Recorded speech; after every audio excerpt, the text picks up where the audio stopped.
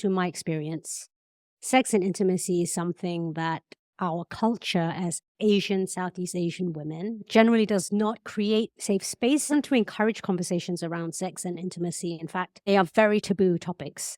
Whether we are consciously aware of that or not, it definitely exists on an unconscious level. Any opportunity to create conversations and safe spaces to talk about sex, our bodies, women's bodies, pleasure, desire, self-satisfaction, self-service, whatever you want to call it, I feel is really important. I'm glad for this opportunity. I facilitate transformational experiences in conscious community to support the sustainability of living a devotional life on purpose. I am a trauma-informed certified life coach, family constellations facilitator, shamanic sound healer, as well as an emotional healing guide, and I specialize in self-awareness. Now, I stress the trauma-informed part because we live in a day and age of coaches, yoga teachers, counselors, therapists, facilitators. You throw a stone and you'll find one. I think it's wonderful. Humanity is going through a great awakening. However, more and more we're learning that trauma awareness is very, very important because trauma is something that exists within all of us. It exists on a spectrum. The use of the word trauma in and of itself can all be activating and triggering. Appreciate that. I want you to know that this is a safe space, and even the word safe can be triggering for people. So I want to define what safe means. This is a container, meaning that whatever happens here stays within this circle. That is the intention we set. Although I cannot hold any of you to it, I have faith that whatever it is that brought you into this space is something you honor for yourself. If you honor for yourself, you honor it for your fellow. That makes it a sacred space. And as a trauma-informed coach, I'm reminding you that you are here out of your own personal authority. What that means is you are activating your free will. You are here out of choice. If at any point of time you decide this is not for you or you don't like it, or something in your body feels uncomfortable, you have pain, you have discomfort in any shape or form, please know that you have the right to leave. Leave the session, switch it off for a few moments, grab some water, take a few breaths, come back in, or don't come back in, because I put this together for you. So if it's not for you, please leave. You don't have to feel bad. You don't have to worry that we're going to get offended. This is not about us. This is about you. So that is your reminder, because only you know how you feel. And therefore, you know best what you need to do, how to take care of yourself. Now, if you are at any point in time, I say anything, you see anything that activates you, that stimulates you in a way that you don't like, as a trauma-informed coach, I assure you that I have the tools necessary to guide you through this, even within this live session. That's what being trauma-informed means. The intention is to employ curiosity as a guide towards resilience and adaptability, to create awareness about our thoughts, which is our mental wealth, and our emotions. I am going to bring some music in later, because music is a fantastic tool for regulating our emotions and cultivating broader self-awareness, and teach you how to use music as a joyful vehicle for discovery and expression, to awaken and ignite our confidence, especially in the topic of sex and intimacy, and personal leadership skills. And why personal leadership is because we learn to take up space. We learn to discover who we are, what we love, what we enjoy, how to pleasure ourselves, and how to meet our desires. To establish a consciously calm foundation. So if we get nervous, we learn how to get nervous. If we feel embarrassed, we get used to feeling embarrassed. We don't shame ourselves, and so on. And finally, to grow beyond limiting mindsets and outdated belief systems, heal trauma, whilst honoring the changing tides of life. Focus. You've made a choice to be here. Get everything, the best you can out of this, and remove all distractions. That's my recommendation, which means putting your phone on silent or maybe even switching it off. And if you're in a house full of people, say, hey, please leave me alone, quite simply. Neutrality. Be conscious of being neutral. And what that means is just take notice of, I say something and you go, oh, that's stupid, or I'm rubbish, or I'm silly, or she's silly, or that's a stupid comment, right? Just notice the judgmental voices you have. We're not going to shame them or push them away. Just be aware of them and try to stay as present as possible. Judging is normal. That's what we do as humans. And finally, integrity. What I mean by integrity is to be honest with yourself. So when I ask questions, when I give you a prompt, as we take you through processes, be honest with yourself, because this is for you. The more open and honest you are with yourself, the more effective the results, like a delicious cake. The outcome is based on the quality of ingredients. Let's get started. Intimacy, first of all. Intimacy. If we desire intimacy in our relationships, we first have to be able to be intimate with ourselves. We have to be able to see into ourselves, look into ourselves.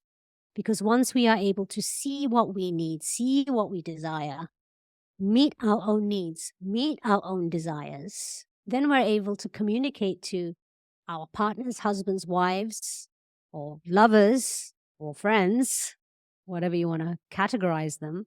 You're able to communicate to them what it is you desire and what it is you need. And if you need to, you could even guide them. What intimacy looks and feels like for you, because intimacy, again, exists on a spectrum. What is intimacy? I like to break it down into me. See, it starts with you.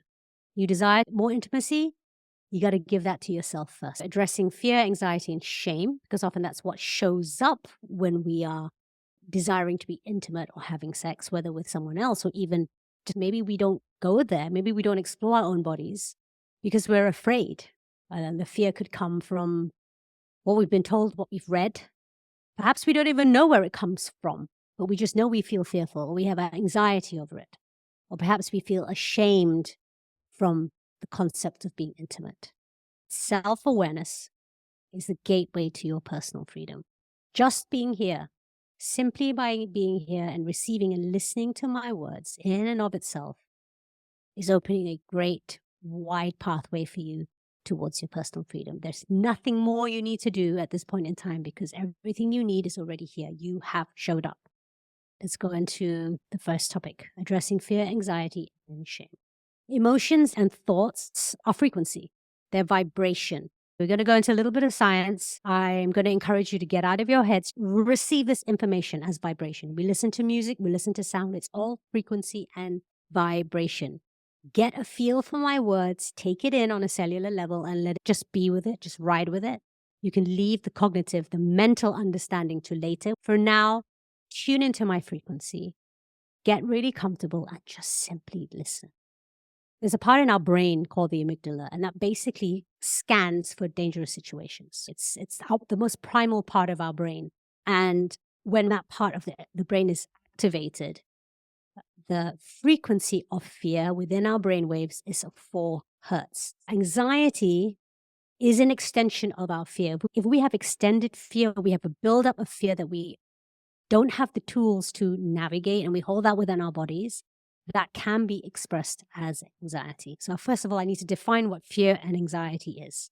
So if in a scenario where you want to have sex, or you're about to have sex, or there's a build up to having sex, or you're even just wanting intimacy, but you're fearful and you're anxious, know that your brain frequency is dropping to 4 hertz, and anxiety is literally an extension of your fear. Now, where do we feel on a physical level fear and anxiety? Typically is a throat, could be the neck and jaw.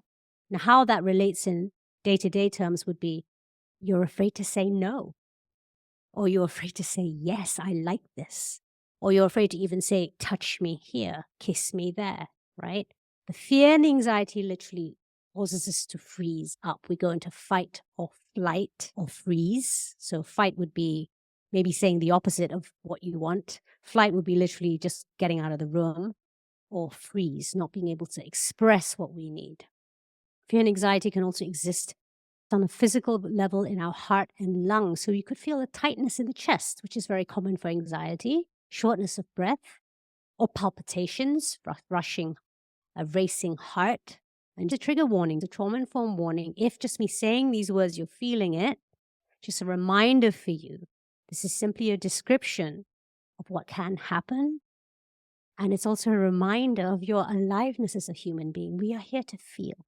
And the intention and purpose of this session is to give you the tools to navigate these feelings and emotions. Take a few breaths if you need, and I'm going to continue. Fear and anxiety can also express itself in the stomach and the intestines.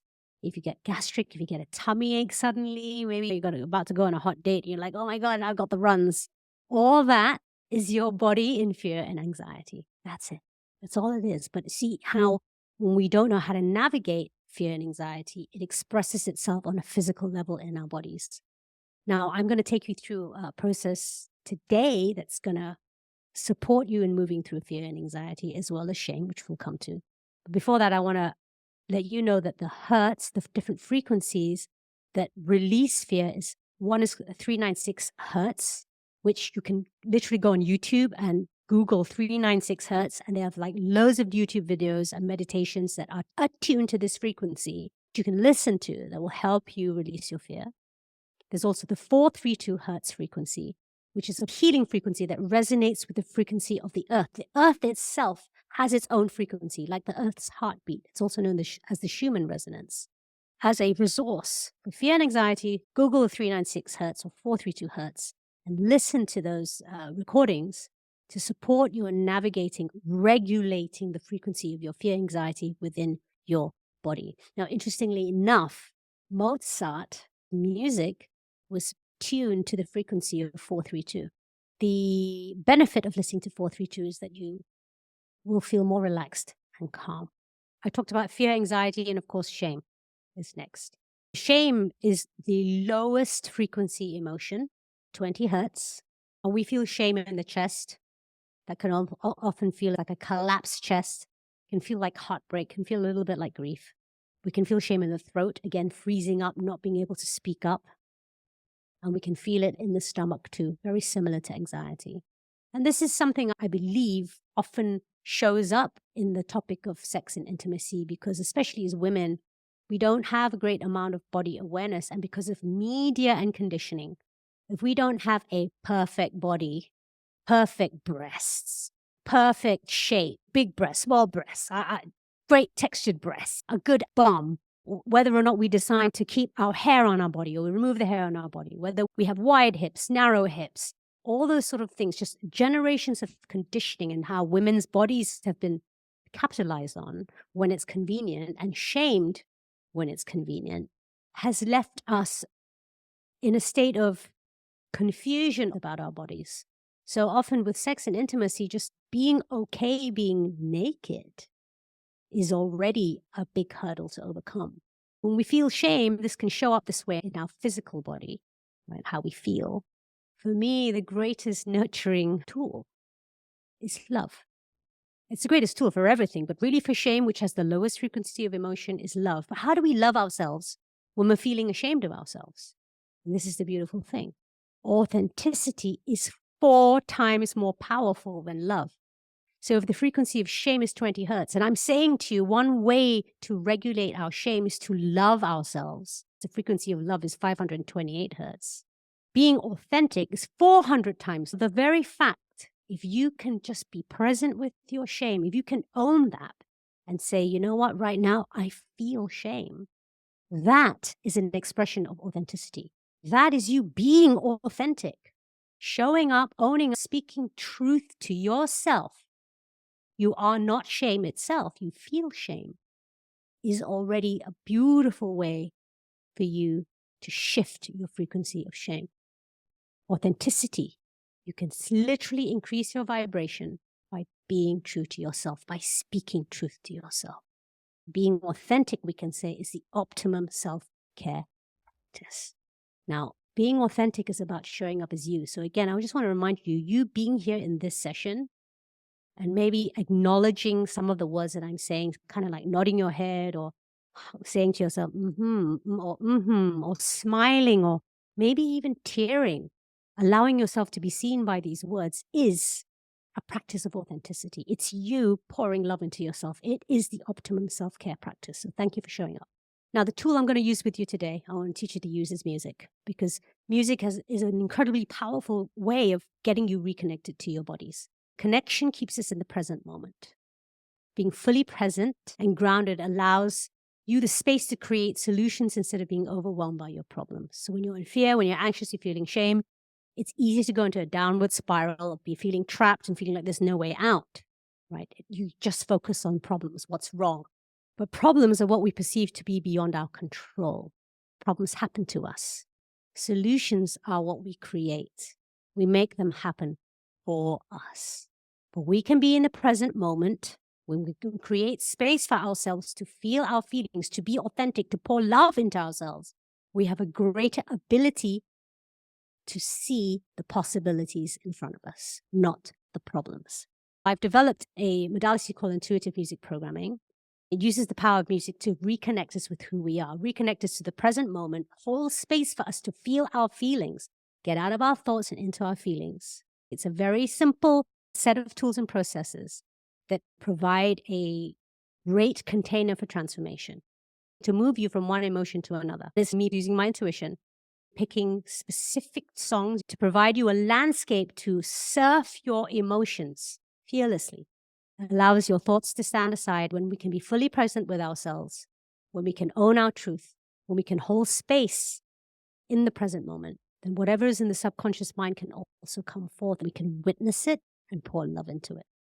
I'm going to put this in the Circle platform, a short video on the power of intuitive music programming, the impact music has on us and our nervous system.